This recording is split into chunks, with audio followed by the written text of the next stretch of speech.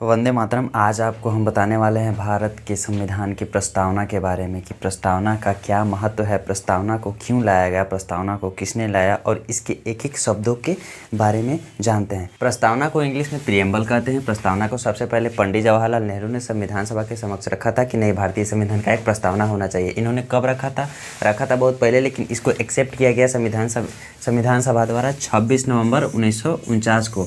रखा कौन था? पंडित जवाहरलाल नेहरू।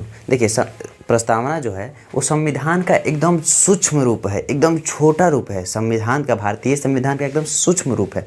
जैसे कि हमारा इतना बड़ा शरीर है और आप बायोलॉजी में कोशिका तो पढ़े होंगे ना, कोशिका कितना छोटा रहता है, जस्ट उसी तरह से संविधान कितना बड़ा है और ये प्रस्तावना एकदम सूक्ष्म है। आइए जानते हैं कि भारतीय संविधान की प्रस्तावना के एक एक शब्दों के बारे में कि क्या कहता है। फर्स्ट ऑफ ऑल आता है कि हम भारत के लोग कहने का मतलब है कि भारत का जो संविधान है वो भारतीय जनता के प्रति समर्पित है और भारत की जनता भारतीय संविधान के प्रति समर्पित है। जैसे कि भारतीय जनता को संविधान सभा द्वारा जो अधिकार दिए गए हैं उन अधिकारों का उल्लंघन ना हो और भारतीय जनता अपने हिसाब से, अपने अनुसार से, अपने स्वेच्छा से इसमें बदलाव कर सकते हैं। दूसरा चीज़ आता है कि संपूर्ण प्रभुत्व संपन्न। देखिए, यहाँ पे पूरा प्रस्तावना नहीं है, पूरा प्रस्तावना हम आपको डिस्क्रिप्शन में दे देंगे। हम भारत के लोग तो देख लिए। अब संपूर्ण प्रभुत्व संपन्न का मतलब होता है कि हमारा भारत देश, हमारा संविधान सब चीज़ से संपूर्ण है, प्रभुत्व है, संपन्न है।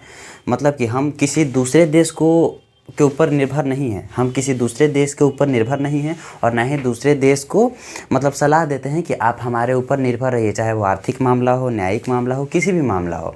हम अपना निपटारा खुद करने के लिए, आंतरिक बाह्य मामलों के लिए स्वतंत्र हैं। जैसे कि भारत में कोई झड़प हो गया, कोई घटना हो गया बड़े पैमाने पे, एकदम मतलब केंद्र के पैमाने पर, तो वो निपटारा खुद कर लेगा। इसमें विदेशी हस्तक्षेप नहीं कर सकते, तुम्हारे भारत में ऐसा क्या हो गया, वैसा क्या हो गया। सीधा सीधा बात समझिए कि भारत में जो कुछ भी होगा, भारत के लोग भारत के संविधान से मिलकर अपना निपटारा कर लेंगे। विदेशी इसमें हस्तक्षेप नहीं करेंगे। ना ही हम विदेश जाएंगे कि तुम्हारे संविधान में ऐसे क्या हो रहा है, तुम्हारे देश में वैसे क्या हो रहा है। संपूर्ण प्रभुत्व संपन्न का यही मतलब होता है। ये देखिए, एक एग्जाम्पल से हम आपको समझाते हैं। भारत में दो तरह के लोग रहते हैं, एक रहते हैं अमीर और एक रहते हैं गरीब। आपके गाँव में, शहर में, मोहल्ला में आप देखे होंगे कि एक अमीर है, एक गरीब है। तो क्या यहाँ पे दोनों एक ही जगह पे रहते हैं? तो वो किस तरह से रहते हैं, उसमें कोई मतलब सामंजस्य ना हो जाए, कोई तरह का दिक्कत ना हो जाए, वो मिलकर एक बैलेंस बनाकर चलना ही समाजवादी को दर्शाता है यहाँ भारतीय संविधान की प्रस्तावना में। और ये तो हम एक छोटा टोला मोहल्ला गांव के बारे में बताएं, ये पूरे कंट्री लेवल पे, पूरे देश के लेवल पे ये बताता है कि बहुत अमीर से अमीर लोग, गरीब से गरीब लोग को एक सामंजस्य में, एक लेन में मिलाकर चलना ही समाजवादी कहलाता है। पंथ निरपेक्ष कहने का मतलब है कि राज्य का कोई अपना धर्म नहीं होगा, हमारे भारत देश का कोई अपना धर्म नहीं होगा। सीधा सीधा समझिए कि यहाँ सरकार कोई धर्म को सपोर्ट नहीं करेगा, ये इसकी इजाज़त नहीं देता है।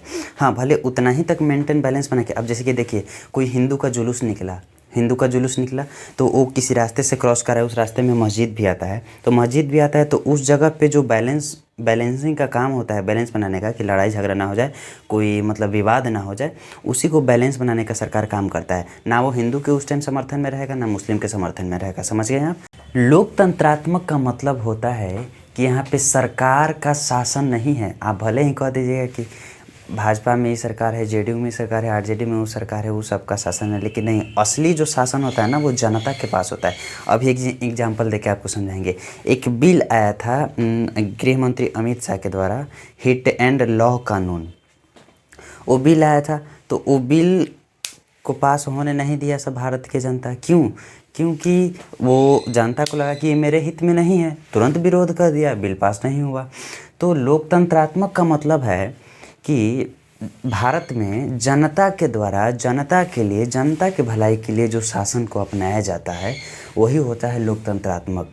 अब जैसे कि लोकतंत्रात्मक नहीं जाता, अब सरकार बोलती कि जो हम कहेंगे वही तुम सुनो, जो हम कहेंगे, जैसा हम चाहेंगे वैसा ही करेंगे। लेकिन नहीं, लोकतंत्रात्मक का मतलब है कि जनता भी खुद सोचेगी, समझेगी कि एक चीज़ हमारे लिए ठीक है कि नहीं है और उसका विरोध करेगी, क्योंकि लोकतंत्रात्मक शासन है यहाँ पे। आगे देखते हैं गणराज्य। गणराज्य का मतलब है कि आप इतिहास में पढ़े होंगे बहुत पहले कि जो राजा का बेटा होता है वो राजा बनता है, लेकिन यहाँ पे ऐसा नहीं है। अगर भारत के प्रधानमंत्री जो है ना, उनका बेटा होगा ना, तो वो प्रधानमंत्री नहीं बनेंगे, ऐसा बिल्कुल नहीं है। सॉरी। नेक्स्ट देखते हैं हम लोग गणराज। गणराज का मतलब होता है कि पहले के ज़माने में अभी क्या होता था, अभी तो आधुनिक भारत चल रहा है, लेकिन प्राचीन मध्यकालीन में क्या चलता था कि राजा का बेटा राजा बनेगा, लेकिन ऐसा आज नहीं है आधुनिक भारत में। गणराज यही बोलता है कि राजा का बेटा राजा नहीं बनेगा, मुख्यमंत्री का बेटा मुख्यमंत्री नहीं बनेगा, प्रधानमंत्री का बेटा प्रधानमंत्री नहीं बन सकता है, राष्ट्रपति का बेटा राष्ट्रपति नहीं बन सकता। हाँ बनेगा, उस सिस्टम में आ जाए तब बन सकता है, लेकिन सिस्टम से बाहर ये कोई ज़रूरी नहीं है कि आज प्रधानमंत्री की मृत्यु हो जाए फिर वो इस्तीफा दे दे तो अपने बेटा को कह दें कि जाओ मेरे जगह पर तुम शासन करो। ऐसा बिल्कुल नहीं हो सकता, लेकिन गाँव घर में ऐसा होता है, क्योंकि आप देखते नहीं होंगे, अगर पिताजी टीचर हैं तो बोलते हैं तुम भी टीचरे बनो, पिताजी डॉक्टर है बोलते हैं तुम भी डॉक्टर बनो। ऐसा ही होता है। पिताजी एयरफोर्स में है, नेवी में, तो बोलते तुम भी एयरफोर्स में जाओ, नेवी में जाओ। आर्मी में जो लोग होते हैं उनका बेटा भी जो होता है हम भी देश की सेवा करेंगे, आर्मी में जाएंगे, बहुत अच्छी बात है। खैर ये तो नॉर्मल बात है। नेक्स्ट है हमारा न्याय। किस प्रकार के न्याय की बात करता है संविधान के जो प्रस्तावना है वो किस प्रकार के न्याय की बात करता है? पहला में सामाजिक न्याय, आर्थिक न्याय और राजनीतिक न्याय। देखिए सामाजिक न्याय में होता है कि आप सब कहीं ना कहीं रहते होंगे, तो भले आप घर में रहते हैं लेकिन आप एक समाज में रहते हैं, एक समाज से जुड़े हुए रहते हैं, उसके बंधन में रहते हैं। तो सामाजिक न्याय कहने का मतलब है कि आदमी एक दूसरे से भेदभाव ना करे। वो किसी भी आधार पर हो सकती है, जाति के आधार पर, जन्म स्थान के आधार पर, अमीरी गरीबी के आधार पर, किसी भी आधार पर हो सकती है। सामाजिक न्याय का 3 मतलब है, सामाजिक, आर्थिक, राजनीतिक। तो सामाजिक का मतलब कि समाज में जितने भी लोग रह रहे हैं वो एक दूसरे से भेदभाव नहीं करें। आर्थिक न्याय कहने का मतलब है कि आप जैसे एग्जाम्पल से समझे, मान लेते हैं आपके गाँव के कोई मुखिया जी हैं, उन पर फंड आया कि आप भाई रोड बना दो, गली बना दो, लाइट वाइट लगवा दो हर जगह पे, बहुत सारा चीज़ ऐसा होता है।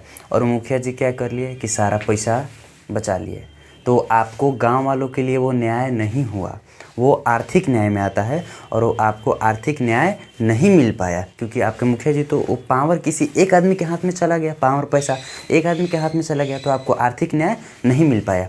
तीसरा चीज़ हो गया सामाजिक न्याय, हो गया आर्थिक न्याय, हो गया। अब राजनैतिक न्याय हो गया। राजनीतिक न्याय एक सिंपल सा उदाहरण से समझिए आप।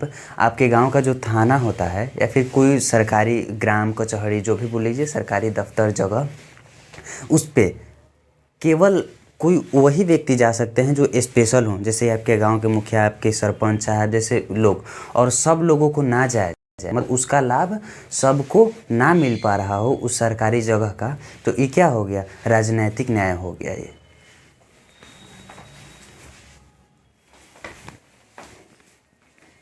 नेक्स्ट आता है स्वतंत्रता। किस चीज़ की स्वतंत्रता? विचार, अभिव्यक्ति, धर्म, उपासना की स्वतंत्रता। आप विचार करने के लिए स्वतंत्र हैं, आप कुछ हो सोच सकते हैं। आप सोच लीजिए बिहान हम अमेरिका जाने वाले हैं, आसाम तक लौटो आएंगे, कोई दिक्कत नहीं है।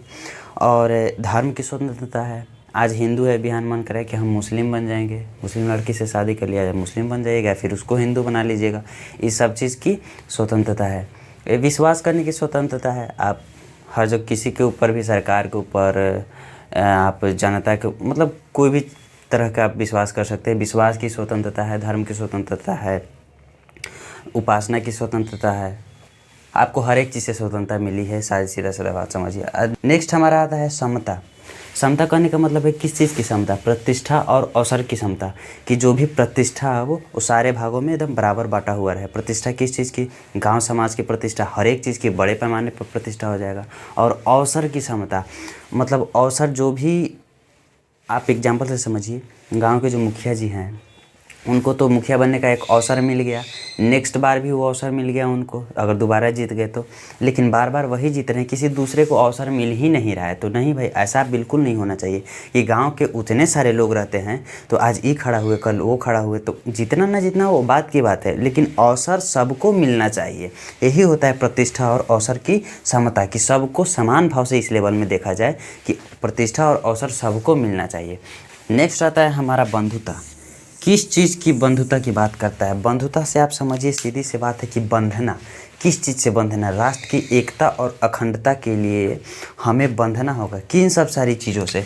ये जो सारा चीज़ दिया हुआ है ना, इन सब सारी चीज़ों से हमें बंधना, जो राष्ट्र की एकता के लिए समान हो, मजबूती हो और राष्ट्र की एकता और अखंडता के लिए तो हमें एक मिलजुल कर, बंधुता का सीधा सीधा मतलब है कि बंध जाना, अच्छे चीज़ों से बंध जाना।